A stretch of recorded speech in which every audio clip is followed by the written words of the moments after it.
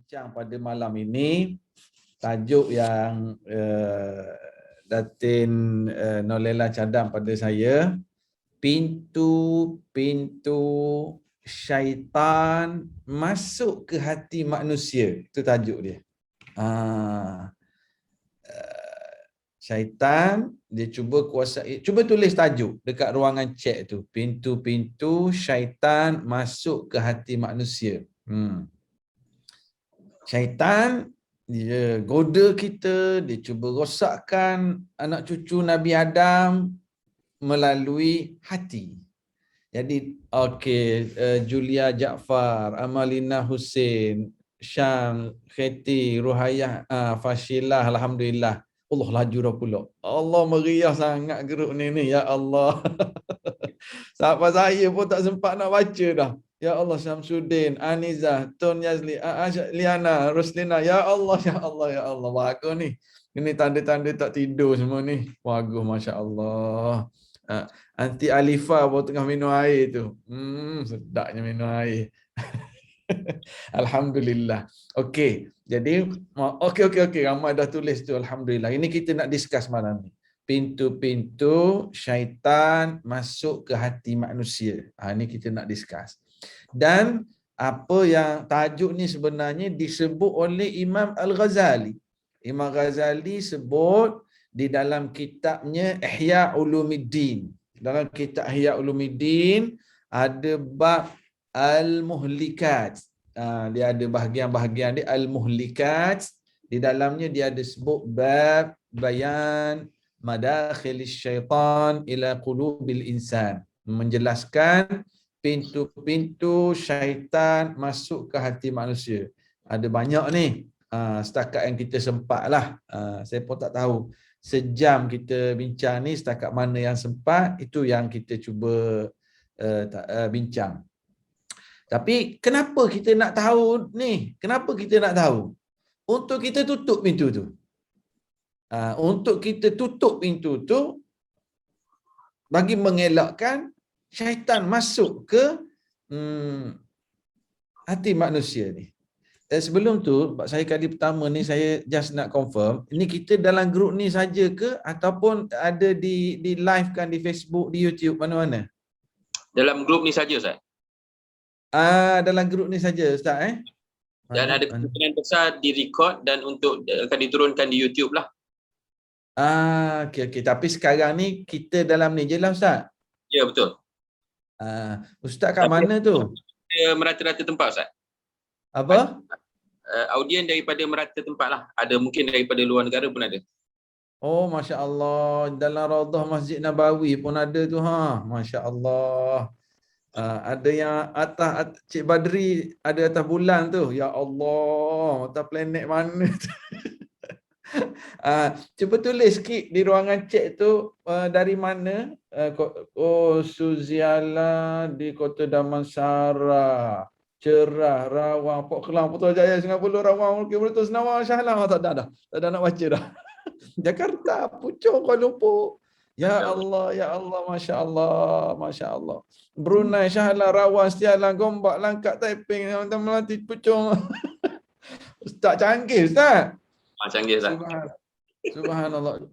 Berapa lama dah grup ni? Berapa lama dah? Negara. Awal PKP 3.0, Ustaz. Awal PKP 3.0, awal Jun. Ya maknanya kita sudah bersihkan, alhamdulillah, setiap malam dan setiap hari.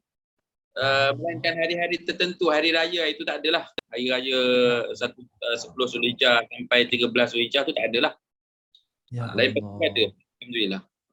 Ya Allah, moga-moga diberkati tuan-tuan yang berada dalam grup ini. Kita, Allah tahu kita nak pergi masjid, kita nak berkumpul di masjid surau, tapi suasana sekarang tak dapat lagi, kita nak elakkan mudarat. Allah pilih kita untuk berada dalam grup taman-taman syurga ini. Ya Allah, bagaimana kami semua berkumpul dalam taman syurga di dunia ini secara alam maya ini, ya Allah. Himpunkanlah juga kami dalam taman syurga di hari akhirat nanti, ya Allah. Dan moga-moga kita istiqamah. Dan yang duduk dalam ni masing-masing mainkan peranan. Macam Ustaz Hafiz sebut tadi, link yang ada boleh share juga dengan kepada ahli keluarga. Dan sekarang ni dah diperbesarkan lagi hingga ke 1,000 orang. Subhanallah, ada dari Qatar, Brunei, Singapura. Subhanallah. Moga-moga bagaimana Allah himpunkan kita juga di dalam syurga di hari akhirat nanti. Amin, insya-Allah. Okey. Jadi kita mulalah. Masya-Allah. Okey, Ustaz Hafiz kat mana tu? Ana di Sri Iskandar, Ustaz. Perak.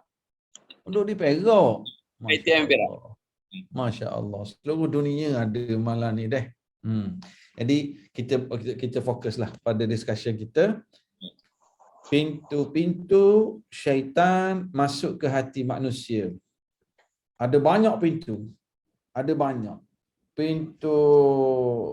Pintu dengki, pintu tamak, pintu syahwat, pintu ta'assub, pintu sangka buruk, pintu gopo, pintu duit, harta benda, pintu syahwat, pintu. Agak-agaknya main entrance, the biggest, Imam Ghazali letak nombor 1 dalam banyak-banyak senarai pintu-pintu syaitan masuk ke hati manusia.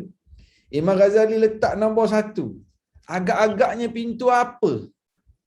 Jangan jawab audio, jawab tulis. Saya memang suka baca chat. Saya suka baca. Agak-agaknya pintu apa nombor 1 sekali? Ataupun pintu yang paling utama? Syam kata pintu nafsu. Amal kata pintu Noraini kata, Kak Noraini kata pintu deki. Yasmin kata hati. Ya, hatilah. Pintu hati tu masuk kok mana? Hasad, dengki, syahwat, dusta, nafsu, mata, takabur, banyak. Ya. Ini semua pintu-pintu yang syaitan masuk. Tapi Imam Ghazali letak nombor 1, the main entrance, yang syaitan mudah masuk dalam hati manusia, pintu al-ghadab, pintu marah. Marah. So ketika marah, ini pintu utama untuk syaitan masuk ke dalam hati manusia. Ya Allah. Betapa banyaknya tindakan-tindakan yang dilakukan ketika marah, dia menyesal selama-lamanya. Dia menyesal. Tindakan-tindakan ketika marah. Jadi Imam Ghazali letak nombor 1 sekali. Pintu utama marah.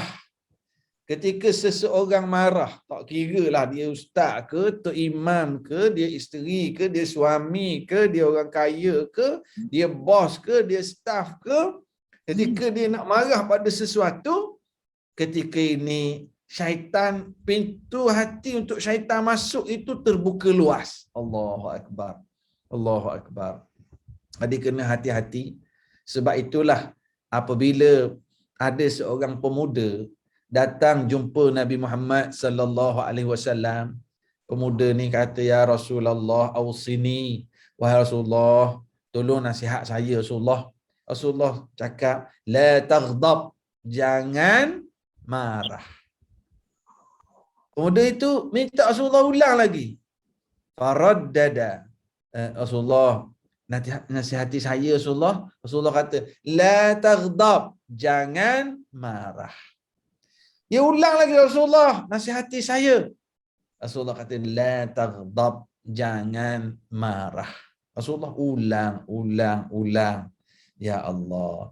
Jadi benarlah, betul Imam Ghazali dia ambil point di sini, bahawa ketika seseorang itu marah, peluang untuk syaitan kuasai dia. Ya Allah. Siapa minggu ni tak marah lagi? Kalau yang temankan anak PDPR, mak ke ayah yang kuat marah? Mak. Kalau temankan anak masa kelas pagi-pagi tu, siapa yang marah? Yang ke marah. Saya baru marah cucu mengaji. Siapa yang power marah dia tu lagi power? Mak ke ayah? Subhanallah. Dia mak marah ni sebab sayang. Mak marah sebab sayang. Ayah marah pun sebab sayang. Tapi sebab itulah saya pun ada tulis satu buku, kita bicara khusus bab marah saja. Marah ni ada dua jenis. Ada marah yang diizinkan syarak, ada marah yang dilarang. Marah yang diizinkan, marah kerana agama, marah kerana orang langgar perintah Allah, dan marah yang bertindak tidak mengikut nafsu. Yang masalah problem bila marah sehingga maki hamun anak sendiri. Bukan saja anak kena marah, ayah pun kena marah kat sebelah. Kesian ayah. Ayah kata, anakku, ayah tak boleh nak bantu. Kalau ayah pergi tolong, ayah pun kena marah. Sebab mak hebat sangat masa tu kan. Jadi itu tak apalah. Cuma kita biasalah budak-budak ni kadang dia tak fokus. Masa kelas dia main benda lain. Dia marah supaya dia fokus belajar. Cuma tolong, ketika marah itu, ingat Imam Ghazali sebut, masa aku tengah nak marah ke anak ni, masa ni lah syaitan nak masuk. Kalau kita jadi maki hamun, Allahu Akbar, tolong jangan maki hamun. Ketika marah pada anak itu, jangan sebut ungkapan-ungkapan yang negatif. Masa ni syaitan sedang masuk. Kalau masa kita marah tu kita boleh kawal, itulah yang Rasulullah SAW sebut, orang yang kuat bukan orang menang wrestling. Orang yang kuat bukan orang yang menang ketika bertumbuk. Orang yang kuat ialah orang yang dapat menguasai dirinya ketika dia sedang marah. Itu orang yang kuat. Jadi kita pun tak nak salahkan ibu-ibu, mak-mak sampai rasa bersalah. Mak-mak yang marah anak masa PDPR, masa kelas online tu sebab mak sayang pada anak. Sebab mak nak anak dia tu fokus, belajar, dapat faham. Jadi nak baca apa bila dah start marah? Betul Kak Linda kita tanya. Nak baca apa ketika marah? Okey, kita relate Imam Ghazali sebut, pintu syaitan nak masuk ke hati manusia, marah. Ketika kita nak marah, nak tutup balik pintu syaitan ni, so agak-agaknya kita baca apa? Pernah berlaku. Ya, ta'awuz. Pernah berlaku ada dua orang bergaduh. Dia bergaduh sampai merah muka ni. Dua-dua ni datang jumpa Nabi SAW. Rasulullah tengok orang ni bergaduh. Lalu Rasulullah SAW nyatakan, kalau aku bagi satu ungkapan, satu ayat, kalau kamu baca, nescaya akan hilang kemarahan kamu ini, iaitulah ta'awuz. A'udzu billahi minasyaitonir rajim. Sebab syaitan nak masuk. Bila rasa nak marah, syaitan dah nak masuk. Kita pun a'udzu billahi minasyaitonir rajim. Tutup balik pintu tu dengan ta'awuz. Ni bukan cerita pada anak saja ni. Nak marah pada bapa anak pun, nak marah pada jiran pun, nak marah jalan jam pun, auzubillahi minasyaitonirrajim. Tapi janganlah pula tengah bergaduh dengan suami, kita pun, bang, auzubillahi minasyaitonirrajim. Kau ingat aku setan ke? Suami tanya. Tak bang, bukan saya kata abang ni setan, tapi saya nak minta berlindung daripada syaitan, supaya syaitan tak kuasai saya. Lalu saya lawan marah abang ni dengan marah balik. Jadi api lawan api. Ini syaitan. Yes. Syaitan akan bertepuk tangan. Seorang marah, dia dah cucuk masuk ke hati orang ni. Seorang lagi pula lawan dengan marah juga. Syaitan tepuk tangan. Maka ketika itulah kita a'udzubillahi minasyaitonirrajim. Perasan tak? Kalau ada dalam ni mungkin doktor ataupun saintis, boleh share. Bila kita marah, jantung kita jadi kan, dia punya kelenjar, dia adrenalin. Adrenalin ke apa? Adrenalin kita. Bila kita marah, sebab tu jantung kita kan? Dia bukan berdebar, dia betul Cik Bulan kata adrenalin. Adrenalin kita saya cukup teringin kalau ada seorang yang boleh prove secara saintifik bergedebar, menggigil, bergedebar. Kalau ada kajian saintifik yang boleh proof ketika seseorang itu sedang marah, dia pun menyebut a'udzubillahi minasyaitonirrajim, kalau boleh ukur adrenalin masa tu. Maksud saya, memang tapi nak testimoni nak buat, syaratnya kena buat masa marah tu.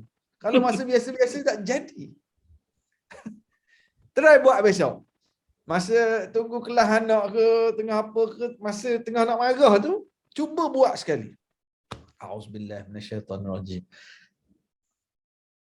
On the spot, insya-Allah, on the spot, kita akan rasa lain. Tadi masa nak marah tu, adrenalin kita A'udzubillahi minasyaitonirrajim. A'udzubillahi minasyaitonirrajim. Insya-Allah. Dan sebab tu saya duk fikir macam mana nak ukur adrenalin tersebut. Inilah dia bila marah ni datang stres, datang darah tinggi, dia akan ganggu saluran pergerakan darah, dia akan jadi tekanan dan sebagainya, dia akan datang. Ini syaitan nak supaya kita tak sihat. Jadi nombor satu sekali, a'udzubillahi minasyaitonirrajim. Marah boleh mengaktifkan sel kanser. Subhanallah. Siapa ni? Aini Najihah. Subhanallah. BP naik pun turun-turun lepas baca tu. Betul Tuan Boyamin. Betul. Blood pressure, sebab tu dia kait dengan adrenalin tadi dalam saluran darah kita. Itu saintifik lah. Balik pada apa yang Nabi SAW ajar. Yang pertama, a'udzubillahi minasyaitonirrajim. Yang kedua, syaitan daripada api. Maka nak lawan api, guna air. Guna air. Sebab tu orang tengah marah, orang yang nak marah sangat, dia berwuduk. Kalau orang yang frontliner jaga kaunter, ada orang datang komplain nak marah-marah, ambil air lu segelas, bagi air kat dia. Slow down, cool down dia, minum dulu. Dia sendiri minum dulu. Ini sebab dia nak lawan syaitan dengan syaitan dari api, dia lawan dengan air. Okey. Ini ada juga ulama sebut ketika kalau masa tu kita berdiri, kita duduk. Kita duduk supaya kita lebih dekat dengan bumi. Okey, jadi yang penting kita ingat, masa aku nak marah ni syaitan sedang nak masuk dalam hati aku ni. Block cepat-cepat. Auzubillahi minasyaitonirrajim. Kalau tak hilang juga Ustaz. Salahnya saya baru jumpa password WhatsApp suami saya tu Ustaz. Dia auzubillah, orang tak boleh Ustaz. Itu dah auzubillah pun saya tak ada juga ni. Kita jauhi. Kita nak marah pada seseorang, kalau tak hilang juga kita jarakkan. Nak marah sangat pada anak, tak tahan sangat, lari lu sekejap. Jarakkan. Distancing. Okey, jadi ini yang pertama. Kata Imam Ghazali, pintu syaitan masuk ke hati manusia. Yang pertama. Yang kedua, seronok juga kelas online kan. Ada yang buka kamera, tapi semua buka kamera ke ni? Ada yang buka kamera, ada yang tak buka kamera, ada yang baring atas sofa, ada yang baring atas katil, ada yang kat meja makan. Silakan. Something is better than nothing. No problem. Kan? Blok syaitan nak masuk baca ta'awun. Bukan ta'awun kak. Ta'awuz. Ta'awuz maknanya a'udzubillahi minasyaitonirrajim. Masa marah tengok smartwatch. Tengok heart rate. Betul. Siapa ada yang dalam ni ada smartwatch? Yang memang dia selalu tengok heart rate dia. Masa nak marah tu cuba tengok tu ayahanda kita Osman, Tuan Haji Osman. Dia ada smartwatch tu. Ya Allah, patut nampak slim Tuan Haji Osman kita. Masa nak marah, cuba tengok smartwatch tu, tengok dia punya BP dia naik ke tak. Lepas tu baca a'udzubillahi minasyaitonirrajim. Baca a'udzubillahi minasyaitonirrajim. Ta'awuz. Kita bicara tentang pintu. Takut syaitan masuk ke hati manusia. Hati kita lah. Allahu Akbar. Semarah. Satu. Yang kedua, kata Imam Ghazali, ada dah sahabat-sahabat sebut tadi, syahwat. Nafsu syahwat. Nafsu lelaki pada perempuan, perempuan pada lelaki. Ini juga pintu-pintu yang syaitan masuk ke hati manusia, na'udzubillah. Apa, selalu marah kortisol naik, macam-macam penyakit boleh dapat, betul. Kita pergi pada yang kedua. Kortisol naik tu dia akan efek pada kolesterol dan sebagainya, efek pada penyakit fizikal pula, stres kan, boleh kait dengan penyakit. So yang kedua, syahwat. Kadang-kadang bagus dah tengok program live ni. Lepas kuliah live, dia TikTok live pula. Dia TikTok live, dia scroll Instagram entah mana. Jadi ini cabaran kita. Cabaran. Wabak di dalam rumah musim PKP. Wabak di luar sana, wabak COVID. Wabak dalam rumah ni, perkara-perkara berkait dengan syahwat di alam maya. Allahu Akbar.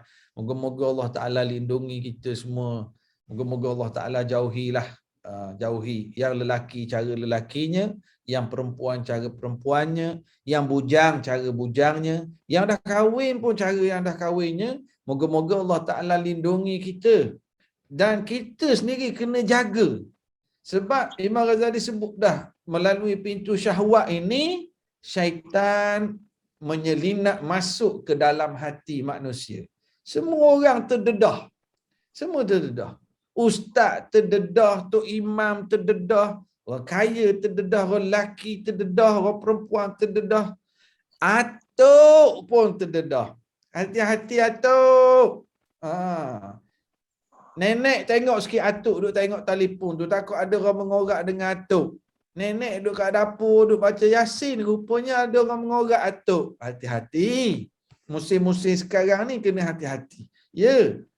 Ini cabaran. Sebab Imam Ghazali dah sebut bahawa melalui pintu syahwat ini, syaitan masuk ke hati manusia. Allahu Akbar. Jadi, kena hati-hati. Kadang-kadang dia buat nak tanya soalan. Ustaz, nak tanya soalan boleh. Kita jawab soalan. Lepas jawab satu soalan, baju ustaz cantik lah. Kita pun habis kredit lah kalau macam tu. Kan?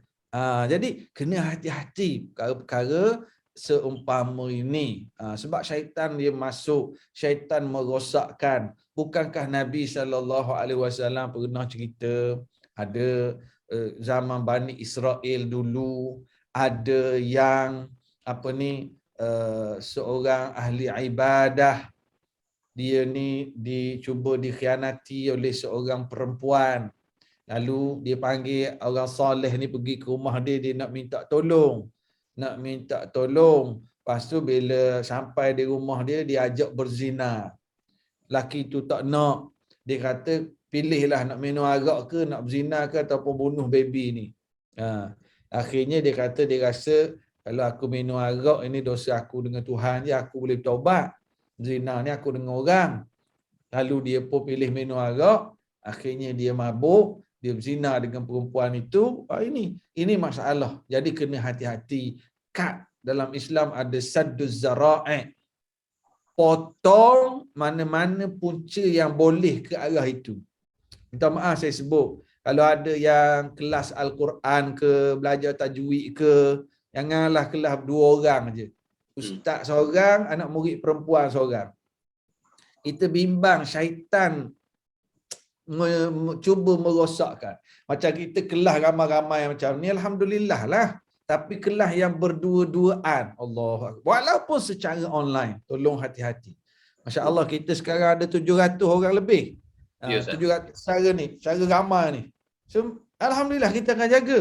Tapi tolong hati-hati. Kalau elakkanlah kalau kelas berdua-duaan itu. Laki perempuan lah maksud saya. Ustazah dengan anak murid lelaki ataupun ustaz dengan anak murid perempuan, cuba hati-hatilah kalau boleh secara ramai sikit lah.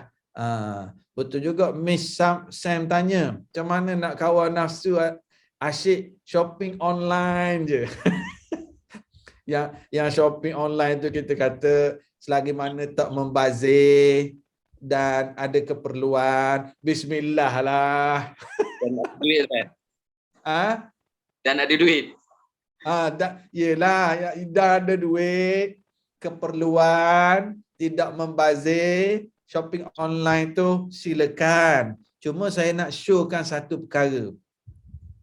Saya nak showkan kalau yang jenis suka shopping online tu, cubalah ambil alamat kakak, abang, pak saudara, mak saudara, sahabat kita order, hantar ke rumah dia juga.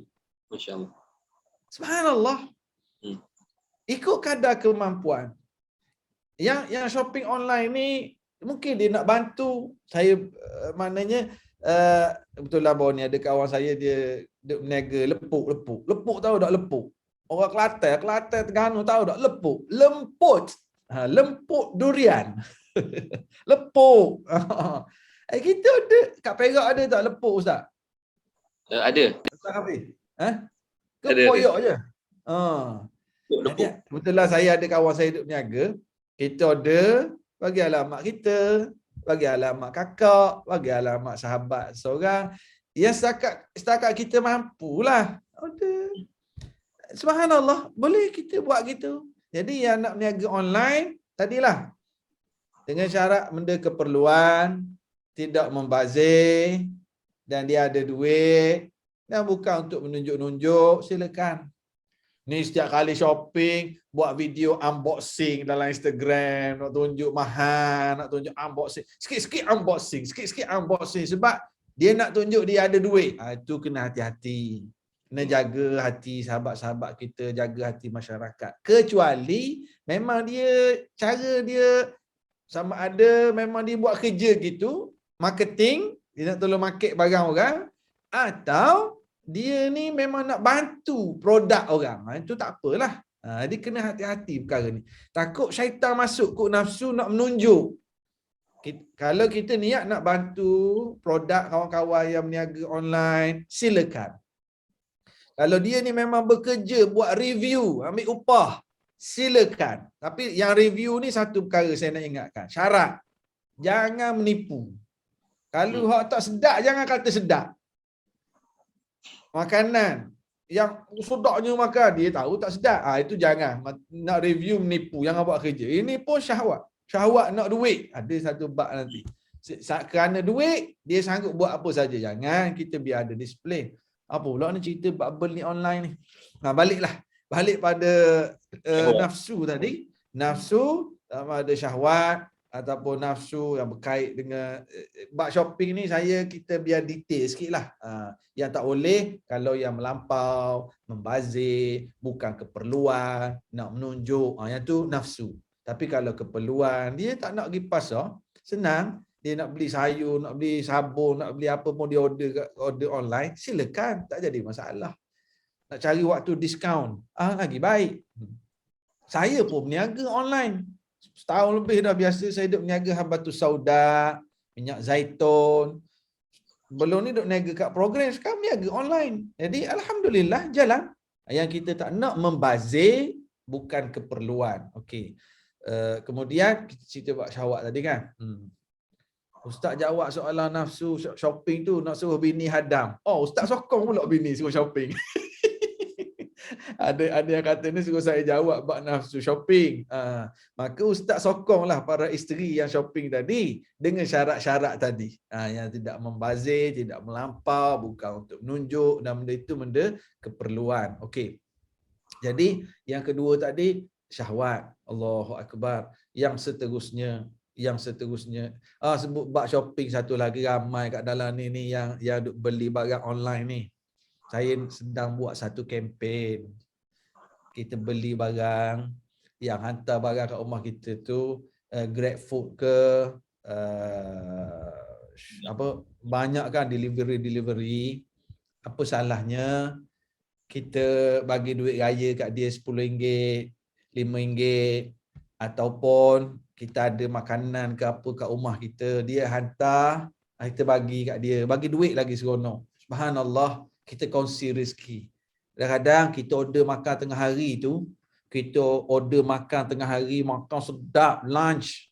Sebab tak sempat nak masak, PDPR, jadi order je lah. Bau makanan tu sedap. Yang Food Panda tu, banyak hantar Food Panda, dia bawa bau sedap tu. Kita pun ambil, okey, bagi dia RM5, RM10. Ya Allah, gembiranya hati dia. Kita kongsi rezeki. Kita tak boleh nak bagi banyak, terbagi. Ini pun nak memotong syahwat kecintaan kita kepada harta ni yang melampau bila kita berkongsi. Ini cara kita kawal nafsu kita sendiri. Bagi tips lah. Kita lama dah tak duduk hotel kan. Duduk hotel, duduk bagi tips, keep the change. Bagus. Yang ketiga, pintu yang syaitan masuk ke hati manusia. Yang ketiga, melalui pintu hasad dengki. Ya Allah. Ya Allah. Hasad dengki. Allahu Rabbi. Hasad dengki ni dia biasa berlaku di mana? Antara siapa dengan siapa? Pintu hasad dengki ni. Terima kasih yang ambil nota. Tulis, share dekat chat pun boleh. Kawan pun hasad dengki. Peniaga, sama-sama berniaga, dengki. Peniaga dengan peniaga. Lagi antara siapa lagi dengki? Antara keluarga. Beras dengan beras. Menantu, beras, ipar, duai. Ada juga ke dengki? Sama-sama beras, sama-sama menantu. Office mate, adik-beradik, jiran. Ramai tulis tu. Dekat ruangan chat tu. Masya Allah. Biasa dengki ni. Antara siapa? Suami isteri pun ada Ustaz. Suami dengki kat isteri. Isteri dengki kat suami. Oh, dia dengki sebab isteri dia lama sangat duk sembang dengan GrabFood tu. Lamanya awak ambil makanan. Sembang apa dengan GrabFood tu? Ada juga mungkinlah. Rakan sekerja. Sesama ustaz ada. Sesama ustaz ada juga dengki. Ya Allah, na'udzubillah. Rakan sekerja, diri sendiri. Ya Allah. Muhammad Hani, dengki sesama madu. Ada juga. Madu. Allahu Akbar. Ini berlaku. Antara ahli politik. Berlaku dengki sesama ahli politik. Allahu Akbar. Berat. Orang masalah COVID tak habis lagi, dia duduk balah berebut jawatan. Ya Allah, selesai COVID ni dulu. Awak nak fikir jawatan lepas-lepas ni lah. Allahu Akbar. Saya tak dengki madu, kami duduk serumah. Ya Allah, barakallahu fikum. Moga-moga Allah Ta'ala berkati sekeluarga, anak-anak jadi anak-anak yang saleh insya-Allah. Okey, pintu dengki di tempat kerja, pintu dengki syaitan masuk. Syaitan masuk ke dalam hati manusia melalui pintu dengki. Tadi kita sebut pintu marah, pintu syahwat, ini pintu dengki. Yang santau, sihir, sabotaj, fitnah, khianat, ini banyak berpunca dari dengki. Orang kita sebut apa tu? PhD ke apa? Penyakit hasad dengki. Hasad dengki ni. Allahu Akbar. Dengki tengok kekayaan orang. Dengki tengok kebahagiaan orang. Ada juga. Dengki. Orang anjur majlis ilmu ni pun ada orang dengki barangkali. Ada tak? Agak-agaknya ada tak? Orang buat majlis ilmu pun dengki. Ya Allah. Tengok background orang pun dengki. Ada juga. Tengok dia duduk dalam Zoom ni, dia duduk tengok background orang. Ada juga. Kerja dia. Orang kuliah. Ambil nota. Ya Allah. Muhammad Hani tanya. Bagus. Ada soalan bagus. Adakah istilah dengki yang baik? Dalam bahasa Arab, kalau dengki ni disebut al-hasad, al-hiqdu. Tapi dengki yang baik, kita sebut perkataan dengki lah. Tapi dalam bahasa Arab disebut al-ghibtah. Al-ghibtah. Al-ghibtah maknanya dia bukan dengki, tapi kita tengok seorang ni, dia ni rajin baca Quran, rajin mengajar Quran, dia rasa aku nak juga macam tu. Dia tak adalah nak supaya ilmu orang tu hilang, tak ada, bukan. Ghibtah dengan betul ghibtah. Ghibtah dia tengok orang ni rajin bersedekah, orang ni rajin menderma, jadi dia tengok Allah berkat hidup orang ni, jadi dia rasa cemburu, aku pun nak jadi kaya macam dia supaya aku boleh tolong orang, aku pun nak supaya aku ni boleh bersedekah macam dia. Itu dipanggil ghibtah. Betul Nozihan, dia menyebabkan positif dan itu menjadi sebab dia ni nak bersungguh dalam bidang ilmu, dalam bidang harta benda, dalam kerja. Bukan dia nak hilangkan nikmat orang tu, tapi dia nak memiliki benda seperti itu supaya dia boleh buat baik juga. Balik pada cerita hasad tadi, ini berlaku. Hasad hasad dengki antara pintu yang syaitan masuk ke hati manusia. Yang seterusnya al-hirsu, tamak. Tamak.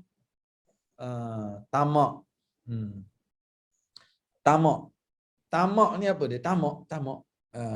Tamak. Allahu Akbar. Tamak dengan harta. Tamak tak cukup. Ada istilah, ada seorang sahabat saya tu, dia rapat dengan almarhum Tuan Guru Haruddin. Dia ni selalu sebut pesanan Tuan Guru Haruddin. Iaitulah kita ni mesti tamak pahala. dia ni rapat dengan Ustaz Haruddin, dia kata Tuan Guru Haruddin selalu sebut mesti tamak pahala. Tamak pahala tak apa, tapi yang ni tamak. Biasanya tamak ni berkait dengan dia tidak puas dengan, betul, tidak puas dengan apa yang diperolehi, tak boleh tengok orang ada lebih. Tamak. Allahu Akbar. Apa? Orang tamak selalu rugi. Orang tamak selalu rugi. Dan lawan kepada tamak ini qanaah. Qanaah. Apa maksud qanaah? Lawan pada tamak ini qanaah. Qanaah ni apa dia? Qanaah ni maksudnya berpada dengan apa yang ada, merasa cukup. Betul. Dan orang yang paling bahagia ialah orang yang menghargai apa yang dia miliki. Orang bahagia ialah orang yang fokus perkara yang dia miliki. Dia tak fokus benda yang dia terlepas, yang dia tak dapat lagi. Alah, tak boleh nak jogging lah sekarang. Alah, tak boleh nak hiking lah sekarang. Alah, tak boleh nak pergi kat Tasik lah. Biasa pergi Tasik. Alah, tak boleh nak pergi shopping komplek lah. Ini orang tak bahagia. Sebab dia fokus yang dia tak dapat. Orang bahagia, dia akan fokus apa yang dia ada. Boleh duduk dengan suami, dengan anak-anak, musim duduk dalam rumah ni, boleh makan sekali, boleh sembahyang. Dia fokus apa yang dia miliki. Ini orang yang bahagia. Apa yang dia ada. Dia berpada qanaah tadi. Sebab tu syair Imam Syafi'i disebut idza ma kunta dza qalbin qanu'in fa anta wa malikud dunya sawa'u. Apabila kamu memiliki hati yang qanaah, nescaya kamu dengan orang yang memiliki dunia sama je. Kamu kalau ada hati yang qanaah, kamu dengan orang paling kaya, kamu sama je dengan dia. Kalau kamu hati qanaah. Jadi lawan kepada tamak tadi adalah qanaah. Tamak adalah pintu yang syaitan masuk ke hati manusia. Kadang-kadang kita sedih juga dalam suasana Allahu Akbar, dalam suasana COVID sekarang. Adalah insan-insan yang baik yang bersedekah, ada NGO yang hantar bantuan, tetapi ada juga masyarakat orang susah yang jenis tamak. Ini bahaya. Dia tu orang susah tapi tamak. Allahu Akbar. Bantuan dia sanggup tipu. Dia terima dah, kata tak terima lagi. Tamak. Dan ada juga orang susah yang sangat hebat. Mereka ini orang susah. Orang nak hantar bantuan. Saya ada lagi ni, bagi kat rumah sebelah dululah. Oh, ini hebat. Ini hebat, ini barakah dia. Ya Allah, wa yusiruna ala anfusihim walau kana bihim khasasa. Dia utamakan orang lain. Tapi yang jenis tamak, syaitan akan masuk. Tamak, tak cukup sama. You know sama. You know sama? Orang Brunei, orang Singapura dia tak sini. Sama. Continuously. Dia ni tak cukup sama. Ini orang yang tamak. Dan yang jenis tak cukup sama ini pintu syaitan akan masuk dalam hati dia. Dia tak bersyukur. Bila tamak dia jenis tak bersyukur dan dia tidak akan bahagia hidup. Orang jenis tak cukup, orang jenis tamak dia tak akan bahagia. Tak cukup sama. Ya Allah, kesian kat dia. Orang tengok dia kaya. Nampak dia macam kaya, tapi ketamakannya menyebabkan dia jadi sentiasa miskin sebab tak cukup. Siang kat dia. Okey. Kita sambung sikit lagi. Yang kelima, yang seterusnya, asy-syab' min at-ta'am. Antara pintu yang masuk ke hati manusia, kenyang yang melampau. Kenyang yang melampau. Siapa nak puasa besok ni? Puasa besok nak? Lama dah tak puasa kan? Minggu depan hari Tasu'a Asyura. Hari ni esok baru berapa Muharram esok? Esok berapa Muharram esok? Esok 3 Muharram ke? Ke 4 dah? 3. Puasa ganti. Tak apa, boleh puasa ganti. Esok 3 Muharram Subhanallah. Kenyang melampau di antara pintu yang syaitan masuk ke hati manusia. Perasan tak? Pergi ke bulan Ramadan sekejap. Perasan tak hari buka makan sedap-sedap. Rasa malas nak terawih. Tambah pula baru ni 2 tahun dah kita terawih kat rumah kan. Saya ingat sejak saya balik belajar ke Malaysia, duduk kuliah-kuliah, tiap-tiap tahun datang je bulan Ramadan mesti akan timbul khilaf. Bising nak sembahyang tarawih 8 ke 20? 8 ke 20? Masuk Ramadan 8 ke 20? 8 ke 20? Kecuali 2 tahun terakhir ni. Tahun 2020 dengan 2021. Semua ijma' 8. Sebab tarawih kat rumah kan? Terutamanya tok imam kat rumah masing-masing tu 8. Allah Akbar. 2 tahun dah tarawih tak bunyi. Tarawih 8 ke 20? 8 ke 20? Tak apalah. Tapi kenyang yang melampau ini di antara pintu syaitan masuk ke hati manusia. Jadi malas tau. Jadi malas nak ibadah, nak duduk, nak baring atas sofa depan TV je sebab kenyang. Kenyang. Sebab tu timbul istilah lembu kenyang. Macam lembu kenyang. Lembu kenyang ni dia duduk. Malah dah nak buat apa. Ya Allah. Kenyang yang melampau. Kenyang tak apa, tapi kenyang yang melampau di antara pintu yang syaitan masuk ke hati manusia. Okey. Boleh sambung sikit lagi Ustaz? Boleh. Boleh. Saya tak tahu ni. Sebab ni kali pertama saya bersama dalam grup Zoom ni. Dah tadi beritahu tiap-tiap hari buat. Saya tak tahu ustaz-ustaz lain kuliah macam mana. Tapi saya ni macam ni lah. Bimbang juga, takut tak sesuai. Harap-harap bermanfaat lah. Yang keenam. Hubbut tazayyun minal athasi wal thiyabi wal dar. Hubbut tazayyun. Yang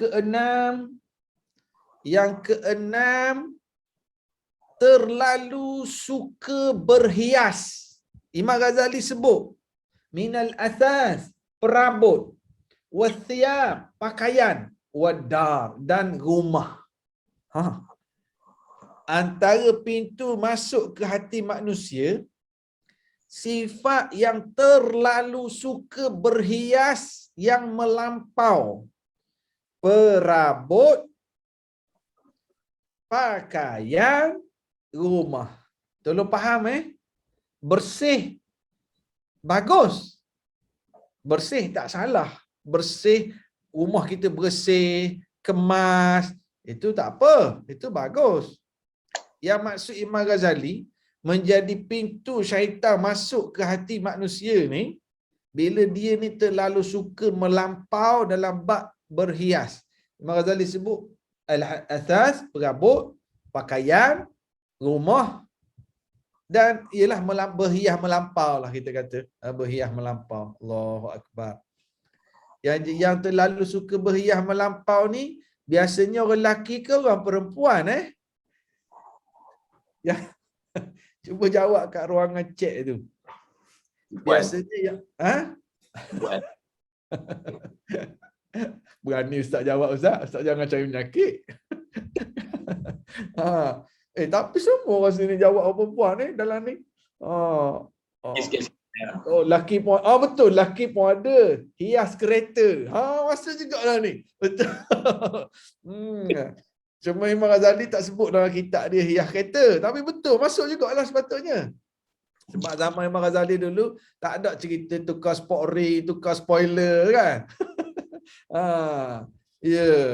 Betul. Maknanya mungkin kalau orang perempuan dalam bahagian pakaian ke berabuk ke, orang lelaki berhias melampau kereta.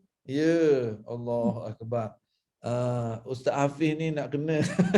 Jadi iyalah dia bab pakai sikit, bab berhias jangan melampau lah. Kita berhias untuk suami, okey, tak ada masalah. Nak hias rumah dah kita mampu, bukan untuk menunjuk, tapi nak reward diri sendiri. Silakanlah, kita ada rezeki, kita bukan nak menunjuk, tapi saya nak hias Ustaz. Betul lah dapat duit pencen ni Ustaz, nak dapur cantik sikit, nak tukar chicken cabinet. Betul? Chicken cabinet ke kitchen cabinet? Sebab saya nak seronok Ustaz, nak reward diri sendiri. Dalam keadaan tak melampau tak apa. Tapi kalau berlebih-lebihan, apa benda ni? Kalau di rumah pakai baju kelawar, tapi keluar rumah pakai lawa-lawa tu kira macam mana? Betul lah, kalau keluar pakai baju kelawar, masalah. Kalau keluar pakai baju kelawar, itu problem. Dia pakai baju kelawar kat rumah, okey lah. Tak ada masalah kan. Cumanya, bila keluar tu jangan berlebih-lebihan sangat. Yang penting, kena selalu senyum. Perhiasan paling hebat bagi orang perempuan, senyuman tu pada suami. Mungkin kita pakai biasa je kat rumah, tapi senyuman, akhlak yang baik, that is the best. Itulah perhiasan terbaik sebenarnya.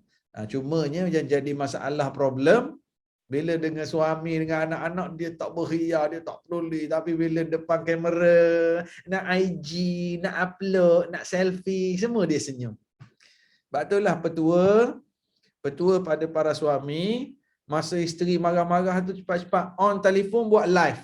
Terus dia senyum. Terus dia senyum, tak ada dia marah. Live kan? Allahu Akbar. Janganlah saya gurau je. Tapi masuk bab ni tadi, hubbut tazayyun. Kata Imam Ghazali, melampau dalam bab berhias sehingga membazir. Janganlah sampai macam tu. Sebab ini kita katakan bahawa pintu-pintu masuk syaitan. Apatah lagi kalau sampai peringkat berhutang keliling pinggang. Berhutang dengan orang, berhutang dengan institusi, riba. Semata-mata nak berhias rumah. Nak berhias perabot, nak ambil gambar, nak selfie, nak masuk Instagram. Hutang semua tu. Itu lagi berat. Riba pula, itu lagi penyakit. Ini sebab tu syaitan kata, Imam Ghazali kata syaitan boleh masuk melalui pintu sebegini. Desak suami untuk itu dan ini. Waliyazbillah. Sikit lagi. Yang ketujuh, at-tama' finnas. At-tama' finnas maksudnya dia ni terlalu nak mengampu manusia. Terlalu nak mengampu manusia. Ini pun pintu syaitan masuk. Sama ada orang yang dia nak mengampu tu bos dia kat pejabat, ataupun dia nak kipas, betul, kipas ataupun akaun dia nak kipas bos dia. Dia nak kipas bos dia, Ataupun ada orang kaya yang dia nak mengampu, at-tama' finnas. Dia apa ni? Dia terlalu nak menangi hati seseorang. Sehingga yang orang buat tu salah pun jadi betul. At-tama' finnas. Ini antara lubang pintu yang syaitan boleh masuk ke hati manusia. Kaki kipas, ya, bukan kipas aircon lagi. Yang tak betul pun dia kita kira betul. Bodek demi kepentingan peribadi. Ini yang ada jiwa macam ni, ini pun syaitan masuk melalui pintu tersebut. Yang ke-8, ya, bodek mertua. Bodek mertua boleh tak Ustaz? Bodek mertua. Saya sebelum kahwin saya teka mak mertua dulu. Baik mak mertua dulu. Bodek mak mertua dengan maksud untuk ambil hati boleh. Mak kita, mak mertua, ayah mertua macam mak kita, macam ayah kita, untuk menangi hati mereka, gembirakan mereka, dapat restu, tak ada masalah. Kecuali nak bodek mak mertua dengan niat supaya aku ni lebih, nak banding dengan beras-beras yang lain, nak banding dengan ipa-ipa yang lain, aku paling itu masalah problem. Itu jangan kita buat gitu. Kalau maksud kata membodek mak mertua, ayah mertua, nak gembirakan hati mereka, nak buat mereka happy, silakan. Itu bagus sangat. Tapi kalau nak membodek dengan makna supaya mak mertua sayang kita lebih daripada menantu-menantu lain, ini penyakit. Dan satu lagi saya sebut, al-ajalatu wa tarku tathabbut fil umur. Antara pintu yang syaitan masuk ialah gopoh dan tidak clarification satu-satu perkara. Gopoh, tak tasabbut, tak tabayyun. Sifat gopoh, terima WhatsApp forward, tengok gambar terus marah kat suami, tengok berita terus share. Gopoh, tidak teliti. Ada mutathabbut maknanya tidak teliti dalam satu-satu perkara. Sama ada berita yang dia terima, percakapan, gosip dan sebagainya. Ini pun satu pintu penyakit syaitan. Masa zaman sekarang ni lagilah. Masing-masing dengan handphone masing-masing. Kalau ada penyakit jenis terima forward, copy paste. Kerja dia copy paste. Akhirnya dia menjadi penyambung lidah fitnah. Nauzubillah. Ini yang seterusnya, ad-darahim wad-dananir. Duit, keuangan, harta melalui dirham dan dinar ini juga antara pintu yang syaitan masuk ke hati manusia. Orang sanggup khianat partner dalam bisnes, orang sanggup khianat adik-beradik, berebut pusaka, orang sanggup menipu duit harta ni, dalam bab duit dan harta ni. Allahu Akbar. Ingat, every single cent, setiap sen yang kita terima, semuanya ada kira bicara di hari akhirat nanti. Duit ada dua soalan di hari akhirat nanti. How did you get? How did you spend? Akan ditanya bagaimana kamu perolehi dan bagaimana kamu belanja. Ini berkait dengan duit. Ini berkait dengan duit. Jadi hati-hatilah dengan pintu yang syaitan masuk ni melalui dinar dan dirham.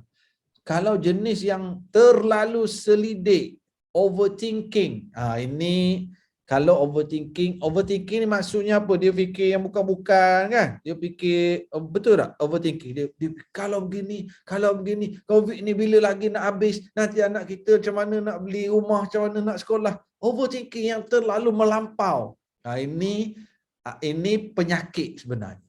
Kita tidak salah ada perancangan jangka panjang, tetapi jangan sampai menghantui diri kita. Kita ada perancangan plan A, plan B, tetapi jangan sampai ketakutan, jadi paranoid, jadi bimbang, macam mana sehingga mengganggu kehidupan yang real sekarang. Dia fikir, Allah macam mana ni? Moratorium macam mana duit KWSP, macam mana saya 20 tahun nanti saya pencen nanti. Dah awak boleh hidup tak 5 tahun ni? Sehingga dia lupa nak bertindak setahun 2 tahun. Dia duk fikir dah nanti 20 tahun lagi nanti. Lepas berhenti kerja macam mana je. Ini dia jadi dah terlalu overthinking.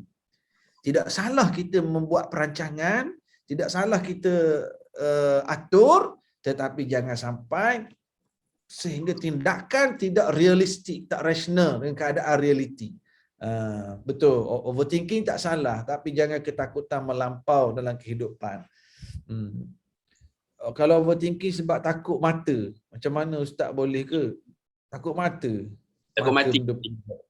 Oh, takut mati. Bawah tu typo. Kalau overthinking sebab takut mati, dia gini.